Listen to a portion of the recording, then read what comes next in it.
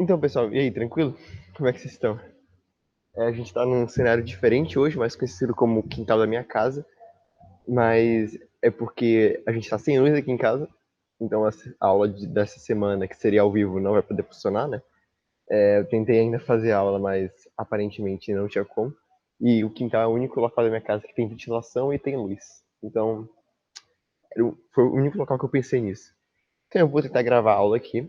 Existe uma chance de meu computador descarregar no meio, mas eu realmente quero postar isso para vocês hoje ainda, para não ficar muito chato, para todo mundo conseguir acessar hoje ainda essa aula. E aí no máximo amanhã de manhã, estourando. Então eu precisava fazer essa gravação agora, que eu acho, não sei se vou ter outro momento para fazer isso. Mas vamos lá. A aula de hoje vai ser sobre estequiometria básica. Na última aula a gente já tinha começado um pouquinho a comentar sobre estequiometria básica, dando algumas alfinetadas ali no que seria o assunto. Mas é um assunto que está na apostila K3, de novo, vai das páginas 30 até a página 33. Ou seja, é um assunto bem curto no ponto de vista da etapa. Ele dá mais ou menos de uma maneira bem básica, né? Eu espero que não esteja fazendo muito barulho aqui do lado de fora, passarinho, etc. Mas vamos lá. Quanto a estequiometria, quanto à aula de hoje, eu preciso que até o fim da aula vocês tenham três coisas em mente. Só três coisas. A primeira é macho. Você tem que saber o que é macho até o final da aula. Então não pode tirar macho da cabeça em nenhum momento. A segunda coisa é contar. Tem que saber contar. Não pode esquecer de contar. E a terceira coisa, regra de três. Esses são os três pontos que você vai ter que lembrar durante o início até o final da aula. São os três pontos mais importantes. O que é a estequiometria básica? Bom, você já deve ter uma noção pelo que nós viemos conversando aí nos últimos tempos, mas basicamente, estequiometria é uma relação entre quantidades de produto e reagentes. Ou seja, uma relação de quantidades nas reações químicas, nas equações. Sempre que nós tivermos aquelas expressões químicas bonitinhas, com reagente de um lado, setinha, produto do outro, a gente está tendo ali uma necessidade de estabelecer umas relações estequiométricas. E estequiometria, por si só, vai depender da quantidade de matéria, que pode ser a mesma coisa que a quantidade de massa, quantidade de número de átomos, moléculas de reagentes, produtos, etc. E tudo isso, todas essas quantidades vão se relacionar por cálculos estequiométricos. E aí embaixo nós vamos ter a relação fundamental da estequiometria, que vai estabelecer sempre proporções constantes. Ah, Pita, mas eu lembro desse negócio de proporções constantes. Quando você estava falando lá nas primeiras aulas de lei de Prost, lei de Lavoisier, você falou de lei das proporções constantes. Qual que é mesmo? Exatamente. A lei de Prost, Prost, proporções constantes, vai estabelecer que nas reações químicas, mesmas quantidades de reagentes vão formar mesmas quantidades de produtos. E um reagente vai interagir com outro reagente nas mesmas proporções. Sempre vai ter tudo na mesma proporção. O que vai importar aqui são as proporções. Então, o que eu vou classificar como proporções? Aqui, as letras em forma, né, que eu coloquei nessas equações, são os elementos químicos, pode ser qualquer um, e as letras em alfabeto grego são os coeficientes estequiométricos de cada relação. E aí, meu cachorro veio aqui para dar um oi pra gente, tudo bem? Então a gente tem que os coeficientes estequiométricos que vão ter em todas as equações químicas vão sempre estabelecer proporções constantes entre todas as reações. Então, se eu tenho que A e B estão reagindo entre si, eles sempre vão reagir para formar C e D na proporção de alfa e beta. Ou seja, se alfa for 1 e beta for 2, eu sempre vou ter duas quantidades, 2 de massa de beta interagindo com 1 de alfa. Dois átomos de beta interagindo com um átomo de alfa. E vai formar, se o gama ali, que seria aquele Yzinho, for 3 e o teta, que é aquele O, for 4, um de alfa e 2 de beta, ou um de A e 2 de B, sempre vai formar 3 de C e 4 de D. É proporção constante, sabe? Então, se eu tiver 2 de A interagindo com 4 de B, como se fosse o dobro, né? Eu vou ter ali também 6 de C e 8 de D. Ou seja, vai sempre manter a mesma proporção. Mas a gente vai ver isso direitinho. Aqui é o exemplo que seria essa proporção. Se eu tenho que, na proporção mais simples, que seria ali, todo mundo está reduzido ao mínimo, eu tenho 1 para 2 para 2 para 1, se eu multiplicar o valor de A, por exemplo, se eu tiver 2 de A ao invés de só 1, eu vou multiplicar todas as outras proporções. Aí eu vou passar a ter 2 de A, 4 de B, 4 de C e 2 de D. Se fosse essa a proporção inicial, né? Aí se eu triplicar o valor de A, aí eu vou ter 3 de A, 6 de B, 6 de C e 3 de D. Aí se eu mudasse qualquer outro valor, ia mudar os outros valores também. Então sempre vai ter essa mesma proporção. Não que a proporção de 1 para 2 para 2 para 1 seja sempre. Estou falando que a proporção de uma determinada reação simples sempre vai se repetir em outras reações que só forem mudando a quantidade. Eu não estou falando de mudar elementos, estou falando de mudar quantidades aqui. Aí a gente tem um exemplo 1, só para ficar mais ou menos correto qual é o andamento da situação. Se eu tenho uma construção de carros, eu vou usar rodas e volantes. Para todo carro, eu vou precisar usar roda e volante para fazer um carro. Então, se eu preciso fazer um carro, eu vou precisar de 4 rodas e um volante. Sempre. Se eu quiser fazer um carro, eu vou precisar sempre de 4 rodas e um volante. Sempre, sem exceção. Não tem como eu fazer um carro só com 3 rodas ou sem volante. Ou então com um volante e 7 rodas. Não é possível isso. Agora, se eu precisar de 2 carros, aí eu vou precisar do dobro de número de rodas e do dobro de número de volantes. Que aí eu vou ter 2 carros, 8 rodas e 2 volantes. Aí se eu tivesse 2 volantes, aí significaria que eu conseguiria fazer 2 carros se eu tivesse 8 rodas. Acho que está começando a fazer um pouco mais de sentido agora, né? Porque basicamente eu vou ter sempre uma proporção constante de 1 para 4 para 1. Se eu tiver um volante e 4 rodas, eu vou formar um carro. Ou seja, proporção de 1 para 4 para 1. Aí se eu tivesse 2 volantes e 8 rodas, eu ia formar 2 carros. 2 para 8 para 2. Que reduzindo a formação mais simples, eu teria 1 para 4 para 1. Essa questão de forma mais simples é como se você estivesse reduzindo ao menor denominador de uma fração. É basicamente isso. Agora o exemplo 2, um pouco mais pegado na química aí. Formação de moléculas de água. Eu tenho a molécula de água que a gente já sabe como é que funciona. Eu vou ter o gás hidrogênio reagindo com o gás oxigênio, formando uma molécula de H2O. Formando moléculas de H2O. E aí o que acontece? Eu sei que tem esses gases reagindo formando moléculas de água. Então, teoricamente, o que a gente pensa? Se eu tiver uma molécula de gás hidrogênio, que seriam 2 átomos de hidrogênio, reagindo com uma molécula de gás oxigênio, 2 átomos de oxigênio, formando uma molécula de água, eu teria o quê? 2 átomos de hidrogênio e um átomo de oxigênio. Aí você vai vir aqui, ó. Vem comigo. Chega aqui. Vem comigo nessa reação. Aqui embaixo tem H2 mais O2, gerando H2O. Só que se você parar para contar, essa conta não bate. Quer ver a conta aqui? Eu tenho 2 átomos de hidrogênio reagindo com 2 átomos de oxigênio, formando uma molécula de água, que seria 2 átomos de hidrogênio e um átomo de oxigênio. O oxigênio que antes era 2, no final apareceu só com 1. Isso não está certo. Eu não tenho como ter 2 átomos de uma coisa reagindo e sumindo um átomo deles nos produtos. Isso não ocorre, não existe. Então, o que eu vou fazer aqui? Aqui eu vou aplicar estequiometria básica. Aqui eu vou aplicar coeficientes estequiométricos. É para isso que a gente está aqui, para balancear a equação. Então, o que eu posso fazer para balancear essa equação? Porque essa proporção que a gente tem aqui, que seria de 1 para 1 para 1, está errado. A gente tem que estabelecer qual é a proporção certa, como que elas realmente acontecem, como que essa reação realmente ocorre. Então, o que eu faria? Eu iria ali colocar 2, o coeficiente estequiométrico 2 na frente do hidrogênio e iria colocar 2 na frente da molécula de água, reagindo na proporção de 2 para 1 para 2. Aí eu teria o quê? Nessa proporção correta aqui embaixo, eu tenho 2 moléculas de gás hidrogênio reagindo com uma molécula de gás oxigênio, formando 2 moléculas de H2O. Na natureza, é assim que ocorre. Eu não tenho 1 para 1 para 1, tenho 2 para 1 para 2. Essa é a formação correta. Tá, Pita, mas esse negócio de saber qual número eu vou ter que colocar na frente do outro é muito difícil. Não tem algum macete para eu aprender a fazer isso? Então, é isso que a gente vai começar a conversar aqui. Para balancear a equação, para colocar na proporção como ela realmente existe na natureza, eu preciso fazer algumas coisas simples. Primeiro, eu tenho que ter em mente que nunca eu vou sumir com algum elemento químico, algum átomo, e nunca eu vou surgir com um átomo do nada. aquele átomo que estiver no início, ele vai ter que aparecer no final. E aquele átomo que estiver no final vai ter que aparecer no início da reação química. O que está no reagente tem que aparecer no produto, o que está no produto tem que aparecer no reagente nas mesmas quantidades. Podem mudar a ordem, podem se reorganizar com outros elementos, podem fazer aquele swing de casais que a gente conversou, mas o que não pode ter é sumir ou nem aparecer com nada.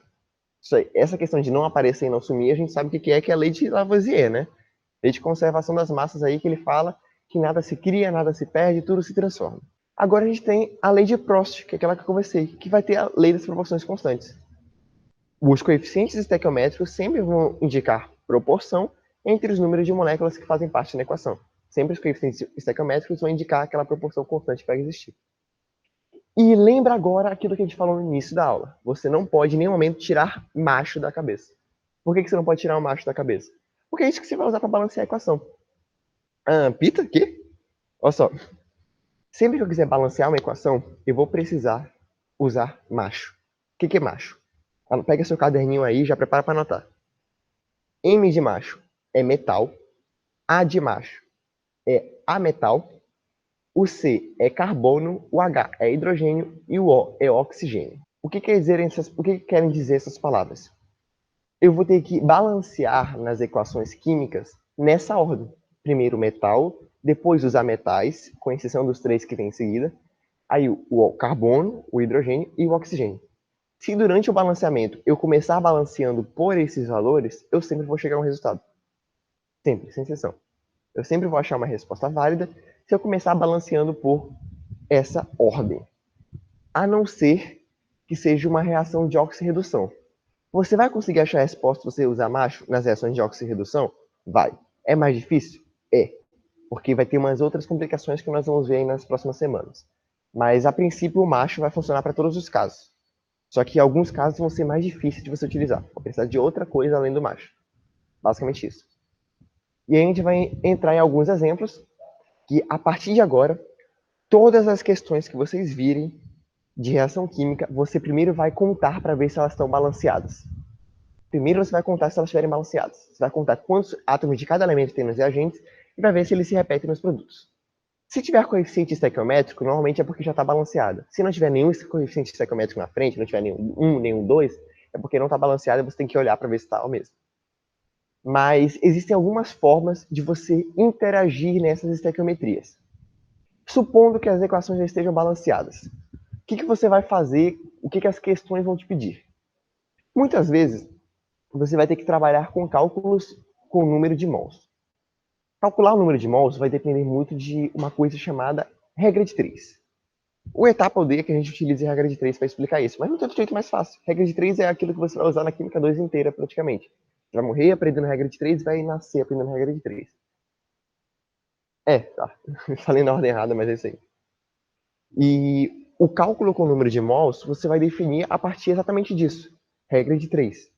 Mas lembra, quando estiver trabalhando com regra de 3, tem que trabalhar com regra de 3 com mesmas medidas. Se eu estou trabalhando com mols, tem que trabalhar com mols de um lado e de outro, em cima e embaixo, tudo mols. Se eu estou trabalhando com massa, tem que trabalhar com massa de um lado e de outro, em cima e embaixo, tudo com massa. Não tem como trabalhar com mols e com massa. É mais difícil. Se você tiver mais facilidade, você pode, mas é mais difícil. Você pode se enrolar no meio do caminho. Mas, basicamente, você vai ter uma relação da proporção constante de mols. Aqueles coeficientes estequiométricos estão indicando justamente a quantidade de mols que eu tenho de cada elemento, de cada substância que está reagindo.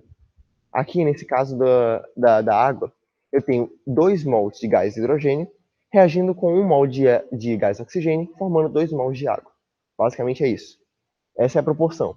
E é isso que a gente vai calcular com o número de mols. Essa proporção constante. E sempre que alguma questão te pedir, ela vai te dar, por exemplo, o número de mols que eu tenho de reagente sendo interagindo. E ela te pedir o número de mols que é formado pelo produto, ou então que vai ser consumido do outro reagente, ou que então vai ter essa relação de número de mols, você vai usar esse cálculo com o número de mols, que basicamente é uma regra de 3.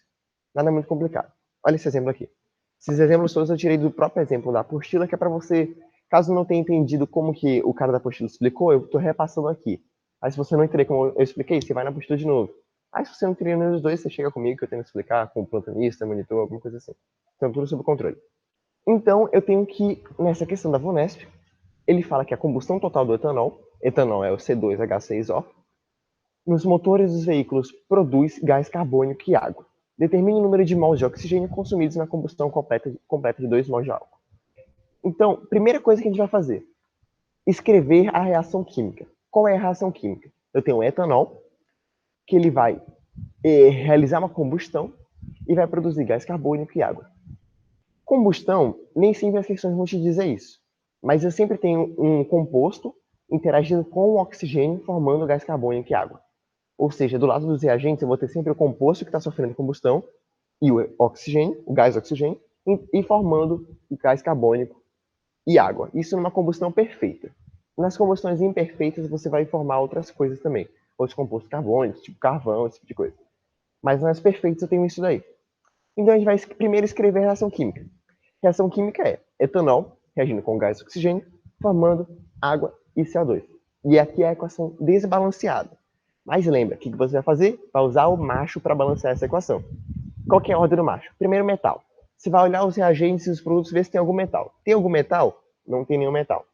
Agora você vai olhar uma metal. Tem algum metal diferente de carbono, hidrogênio e oxigênio? Não tem. Todos os metais que temos aí são carbonos, hidrogênios e oxigênios. Então, pelo macho, o primeiro elemento que você vai balancear é o carbono. Então você vai olhar aqui o carbono nos reagentes. Eu tenho 2 átomos de carbono aqui e 1 átomo de carbono aqui. O que você vai fazer? Você vai colocar o 2 na frente do CO2. Porque se você colocar 2 como coeficiente estequiométrico ali na frente do CO2, eu vou passar a ter 2 átomos de carbono no início e 2 átomos de carbono no final. Mas, Pita, você vai mudar a quantidade do oxigênio? Relaxa. Isso aí a gente deixa para depois. Vamos fazer na ordem. Balanceando na ordem. Eu tenho aqui 2 átomos de carbono, eu coloquei 2 aqui como coeficiente estequiométrico, vou passar a ter 2 átomos de carbono nos produtos também. Próximo, hidrogênio. Aqui eu tenho 6 átomos de hidrogênio nos reagentes inteiros, e nos produtos inteiros eu tenho 2 átomos de hidrogênio. O que eu vou fazer? Vou colocar um 3 aqui na frente, como se estivesse multiplicando. Aí o 3 vai multiplicar o 2, que eu já tenho 2 átomos de hidrogênio ali, e vou passar a ter 6 átomos de hidrogênio nos produtos também. Então tenho 6 aqui e tenho 6 aqui, colocando 3 na frente. Por último, o oxigênio. O oxigênio eu tenho um átomo de oxigênio aqui e 2 átomos de oxigênio aqui. Lembra que eu não multipliquei os reagentes por nenhum número ainda. Eu tenho 3 átomos de oxigênio nos reagentes. Nos produtos, eu multipliquei aqui por 3, e não vai, esse número que eu multipliquei não vai multiplicar só o oxigênio, só o hidrogênio, vai multiplicar o oxigênio também, que está multiplicando a molécula inteira, né? Então esse 3 vai mostrar que eu tenho 3 moléculas de H2O, ou seja, eu tenho 6 átomos de oxigênio e 3 átomos de oxigênio. Ou 6 átomos de hidrogênio e 3 átomos de oxigênio. E quando eu multipliquei aqui por 2, eu vou passar a ter 2 átomos de carbono e 4 átomos de oxigênio. Nos produtos, eu tenho 7 átomos de oxigênio ao todo. E se aqui eu tenho 1 aqui e 2 aqui, é só multiplicar essa molécula de gás oxigênio por 3, e aí eu vou ter 7 átomos de oxigênio aqui no começo e 7 no final. Essa seria a equação balanceada, fazendo todas as continhas que a gente foi fazendo aí aos poucos. Se você contar tudo aqui, lembra que esse 3 vai multiplicar o 2, porque é como se tivesse 3 moléculas do gás oxigênio. E o gás oxigênio tem 2 átomos de oxigênio. É isso daí. Então, o que eu vou fazer agora? Eu já tenho uma equação balanceada e vou parar para pensar. Ele quer saber quantos mols de oxigênio são consumidos na combustão completa de 2 mols de álcool. Ou seja, se quando eu tenho 1 mol de álcool, eu consumo 3 mols de gás oxigênio, quando eu tenho 2 mols, 2 moléculas, 2 mols de álcool, eu vou consumir quantos mols de oxigênio? É isso que ele quer saber. Essa é a resposta da questão. Ou seja, uma regra de 3 básica. 1 está para 3, assim como 2 está para x. Se você fizer a regra de 3, você vai encontrar que x é igual a 6. Ou seja, 2 mols de etanol vão produzir 6 mols de oxigênio. Essa é a questão. Tranquilamente. Vamos lá. Vamos lá. E algumas vezes você vai ter que fazer o cálculo com a quantidade de massa. Como assim? Às vezes ele vai te dar a massa de um produto e quer saber a massa de um reagente, vai te dar a massa de um reagente, saber quanto é produzido no produto. Isso daí é algo que acontece na estequiometria básica também. E para fazer isso, você tem que, obviamente, primeiro balancear a equação. E segundo, você vai ter que entender que as relações de massa, elas vão seguir uma proporção constante também. Não é a mesma proporção da dos coeficientes estequiométricos. Tipo assim, se eu tiver o dobro de um elemento nos produtos em relação a um elemento nos reagentes, não quer dizer que eu vou ter o dobro de massa também. Mas eu ainda vou seguir uma determinada proporção. Tipo assim, se eu digo que eu tenho 80 gramas de carbonato de cálcio sendo produzidos por 20 gramas de carbonato de cálcio, não sendo, por exemplo, se eu tenho 80 gramas de carbonato de cálcio sendo produzido por 20 gramas de cálcio, não quer dizer que na proporção de 1 para 1, não quer dizer que por eles estarem na proporção de 1 para 1, eles sempre vão ter, tipo, isso aí não quer dizer que eles sejam na proporção de 4 para 1 em relação a esse coeficiente estequiométrico. Quer dizer que eles estão na 4 para 1 na relação de quantidade de massa. Então, você vai ter que retomar a ideia de proporção constante dos mols para fazer estequiometria, para fazer o cálculo do balanceamento, mas a proporção de massa vai ser diferente da proporção de coeficiente estequiométrico, da proporção constante de mols. Vão ser proporções diferentes. Então, a gente vai ver aqui. O exemplo que ele fala é que tem a questão lá, e a decomposição do brometo de prata, AgBr, pode ser representada de acordo com a equação a seguir. Já está balanceada porque já tem coeficiente estequiométrico. Então, eu tenho 2 mols de brometo de prata, formando 2 mols de prata e 1 mol de gás brometo. 1 mol ali de Br2. Ele quer saber qual é a massa de prata metálica que se obtém a partir da decomposição de 375,6 gramas de brometo de prata. Como assim? Ele quer saber a quantidade de massa de prata que eu vou produzir a partir de uma quantidade de massa de brometo de prata, que seriam os reagentes. Como é que eu vou fazer essa questão? A primeira coisa que você faria seria balancear a equação. Já está balanceado. Muito bom. Então a gente vai para a próxima. A gente sabe que é uma proporção constante de mols de 2 para 2 para 1. Ou seja, se você fizer uma proporção de mols entre o brometo de prata, AgBr, e o prata, que é o Ag, eu vou ter 1 para 1. Porque se eu tenho 2 mols de brometo de prata, eu tenho 2 mols de prata. Se eu tiver 1 mol de brometo de prata, eu tenho 1 mol de prata. Entre esses dois, eu tenho uma proporção de 1 para 1. Entre esses dois. Porque eles têm a mesma proporção na reação inteira, então é de 1 para 1 entre eles apenas. Então, o que eu posso falar? Primeiro, eu tenho que 1 mol de brometo de prata é 188 gramas. Por quê?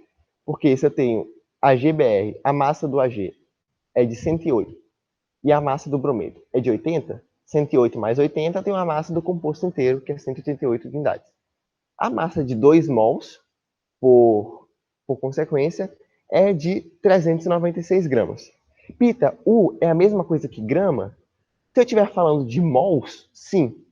Se eu estiver colocando aqui 1 mol de alguma coisa é igual a 188 gramas, está correto. Agora, se eu estiver falando só, tipo, a massa de uma unidade de prata é 108 U. Eu não posso falar gramas, posso falar 108 U.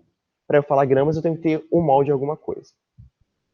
Então, se eu tenho 1 mol de brometo de prata, que é igual a 188 gramas, eu tenho que 2 mols é igual a 396 gramas, multiplicando por 2 aí, né? Então, o que eu posso fazer com isso? Se eu tenho 2 mols de prata reagindo com... Se eu tenho 2 mols de brometo de prata formando 2 mols de prata, eu vou ter 396 gramas formando 216 gramas. Concorda comigo? Por quê? Eu tenho 396 gramas aqui no começo, supondo que eu tenha 2 mols inteiros, né?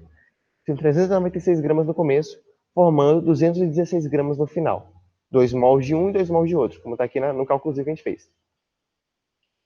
O que eu posso falar? Eu posso dizer que 2 gramas de brometo de prata forma... Não, 2 mols de brometo de prata forma 2 mols de prata. E 396 gramas de brometo de prata forma 216 gramas de prata, pela proporção. Logo, 375,6 gramas, que é o que ele quer saber na questão, forma quantos gramas de prata? Fazendo a regra de 3, a gente consegue encontrar que 375,6 gramas de prata gera aproximadamente 215,8 gramas de prata. Ou seja, como é que eu fiz esse cálculo aí? Fiz uma regra de 3 básica. Para quem não sabe fazer a regra de 3, é só você multiplicar aqui, ó. Eu tenho 396 gramas de brometo de prata, formando 216 gramas de prata. E aqui embaixo, 375,6 gramas de brometo de prata, formando X gramas de prata, que é o que eu quero saber. Então, eu tenho que, como eles estão na mesma proporção de massa, essa proporção vai ser constante, então eu vou multiplicar esse X pelo 396, fazer uma operação cruzada, lembra da regra de 3, faz o X cruzado, vai ser igual a 216 vezes 375,6. Depois você vai passar o 395 dividindo para ser o valor de x, né, como uma equação de primeiro grau normal, e você vai encontrar 215,8 como valor de x. É isso aí, bem tranquilo. Para quem não sabe fazer regra de 3, dá uma estudadinha a mais aí, que pode tirar dúvidas comigo, com o monitor também. Então, de boas.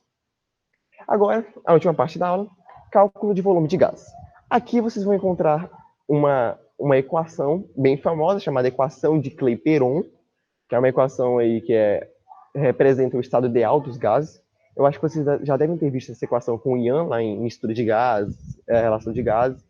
Mas, caso vocês não tenham visto, essa equação ela vai relacionar a pressão de um gás, a pressão a que um gás está submetido, o volume do recipiente em que ele está, né, da área que ele está ocupando, o número de mols que eu tenho daquele gás, R, que é uma constante universal dos gases, que toda essa equação precisa ter, e T, que é a temperatura a qual o gás está submetido. Essa equação de Clapeyron, que é P vezes V é igual a nRT, vocês vão ter que decorar. Eu não sei nenhum macete para decorar essa equação. Eu decorei PVNRT, porque PVNRT é algo que fica sonoro na minha cabeça. Talvez fique sonoro na de vocês também. Então, se você falar PVNRT, PVNRT, várias vezes, talvez você decore. Mas essa equação basicamente vai relacionar os volumes de vários gases com o número de mols, que é algo que a gente vai trabalhar na estequiometria, né? A gente está trabalhando ali sempre o número de mols, e os gases vão ocupar volumes, etc. E vamos lá.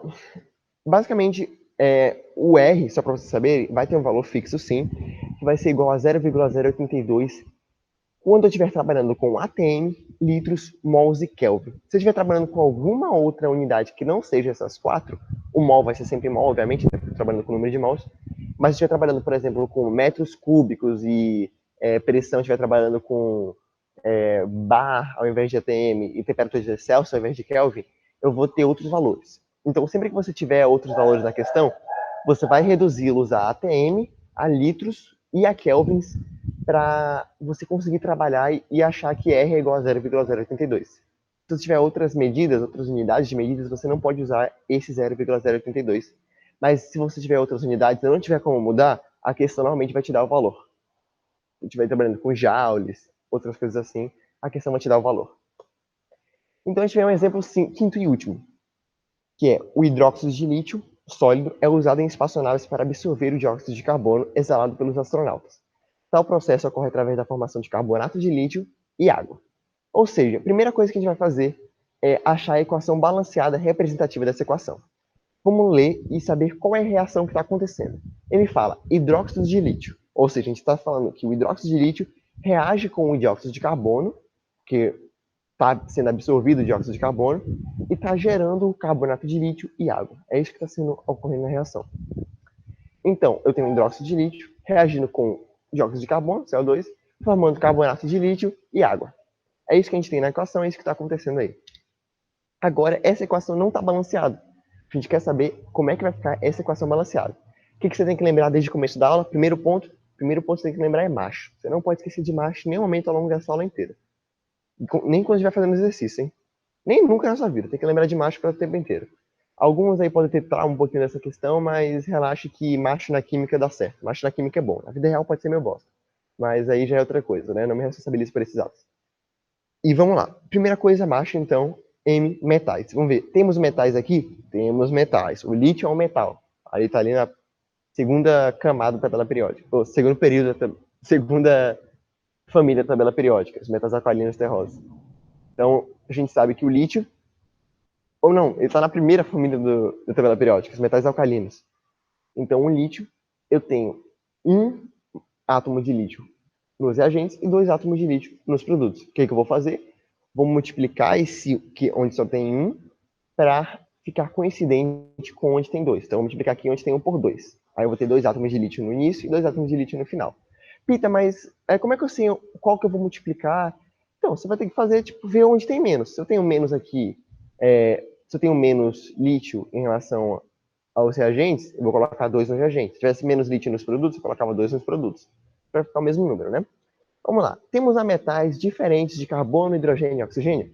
Não temos. A gente vai para o próximo, que é o carbono. Aqui no começo eu tenho um carbono, no dióxido de carbono, e no final eu tenho um carbono. Então, não vou mexer no carbono, deixa quieto ele lá, deixa ele na boa, tá dormindo, tá 1 para 1, tá de boa.